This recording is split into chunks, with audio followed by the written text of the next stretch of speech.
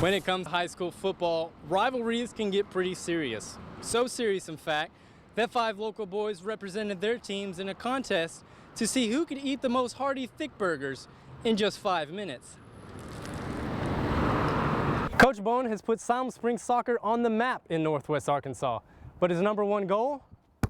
Making his players better on and off the field. Being a student athlete in high school can be difficult. Being one with more than a 4.2 GPA, as well as a starter and a captain of the senior high football team, is a little more difficult. But that's exactly what Springdale Bulldogs senior Austin Jarrett has been doing. Winning a state title in high school volleyball from 2004 to 2009 meant going through the Lady Panthers of Siloam Springs. But even in new classification, the girls are looking to get back to their dynasty ways. Some things just get better with age, like art, wine, and cheese. Now add to that list 95-year-old Bud Jackson. I thought it'd be an exercise in futility because I didn't think I could do it. Turned out better than I thought. Bud Jackson is a living legend. A veteran of World War II, Jackson competed in the Masters swim meet in Bentonville at the ripe old age of 95. Inspirational. He's my idol. Love watching him, love supporting him. There was plenty of support for Jackson as he attempted to break the national record time in the 100-meter breaststroke in the 95 to 99 age group. Not only did he break the old record of 3 minutes and 38 seconds, he absolutely crushed it with a new time of 3 minutes and 16 seconds, a full 22 seconds faster. I thought, what have I done? I was very happy about it. Jackson didn't start swimming until his 60s when he asked Ian Bullock to teach him to swim. It was Bullock who had to convince him to attempt the record. He was a little reluctant, he said, well, he's having trouble with his breathing and sinus, and then I said, well, okay, well, you've got 4 more years to do it, and he goes, well, I may not be upright in 4 years, Even after history was made, Jackson remained humble. Well, it's only in this one event, remember. Yeah, it feels okay. But there are a lot of other swimmers out there in my age group that are faster than I am in other events, But you're still one of the best. Well, thank you, thank you, thank you. In Bentonville, Jose Harber, 5 News Sports. We started our meet unbelievably on vault and bars. We had the best routines we could have done. The gym backs were near perfect through the first 2 events.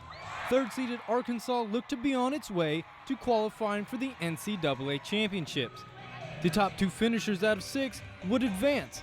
But when it was all said and done, Arkansas found themselves less than 0.3 of a point from second place, UCLA. I kind of think we got maybe a little overconfident, or maybe let the nerves get to us a little bit on beam, which brought our team score down a lot. That wasn't expected to be an issue for the gym backs, something Coach Renee List would have liked to change. There were some lineup decisions that we toyed with on beam this week that I had some thoughts about, and I made the decision to stick with the lineup we've had all year because it had been so successful.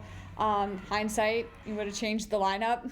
Despite falling short on qualifying as a team, senior Catherine Grable and freshman Amanda Wellick each qualified to advance to the NCAA championships as all-around individuals. It's definitely going to be a huge adjustment to go with just one other girl, but it's something new. I'm going to try to embrace it. Wish the team was there behind both of us, but it's an honor to be there with Kat because, she's just been a role model, so I can continue to learn from her one more time. In Fayetteville, Jose Harber, 5 News Sports. The Arkansas softball team found themselves right where they didn't want to be. They were in an elimination game against the top-ranked team in the country and on the road. Well, that's just a recipe for disaster. Brett Bielema's been all about one thing since he took over the Hogs football team. That's win the day. With today being the first practice of fall camp, it was the first real chance to actually do that.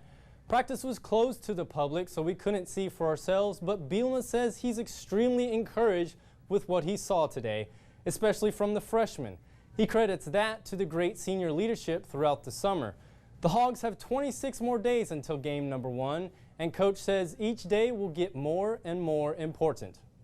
David Lingmer started the day looking for his first ever PGA Tour win. The former Arkansas Razorback closed out his round yesterday at the Canadian Open with an eagle. But could he carry that into today? The par 3 12th was not good to him. His tee shot will land in the jungle on the right.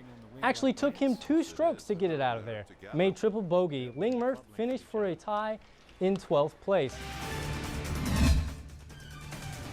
Texas A&M comes into Fayetteville Saturday as a 15-point favorite over the Hogs.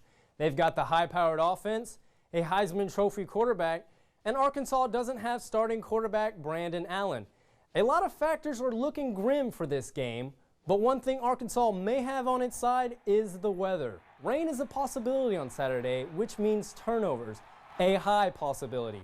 Head coach Brett Bielema just told the media tonight he's hoping for rain, and it favors the Hogs. With Mother Nature aside, though, upsetting A&M is not impossible. Sports Talk with Bo Mattingly gives us 3 keys that have to go Arkansas's way. Obviously, it's going to be an uphill battle for Arkansas right from the start, but to me, it comes down to 3 things. Can you sort of weather the Johnny Manziel storm? If you hang in there, don't get frustrated when he does make a play, make them work for it and earn it and have to put together long drives, you have a chance. Number 2, if Johnny Manziel makes a mistake, you better capitalize on it. He has thrown some interceptions. He tends to throw the ball up for grabs, and Arkansas has got to be there and take advantage of that defensive line, maybe getting a little pressure on him and containing him and hoping he makes some mistakes. And then the third and final thing they got to do is on offense, they've got to figure out a way to keep the ball. They got to put together some drives, and obviously they've got to score. And this is a chance for Arkansas to really show that they can bounce back last week and block better up front for those running backs. Now back to Bo's first key point, making A&M sustain long drives. Johnny Manziel scores quick, folks. The Aggies have had 13 touchdown drives under 2 minutes, 5 touchdown drives under 1. So it'll be important for the Hogs to make him work for it. Also, they only punt the ball 2.5 times a game.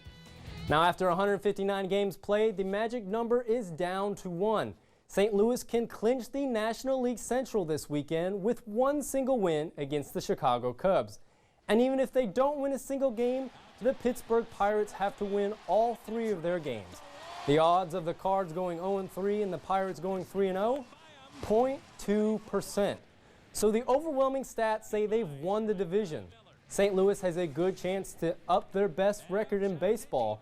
They are currently half a game ahead of Atlanta for that, so this weekend will decide it.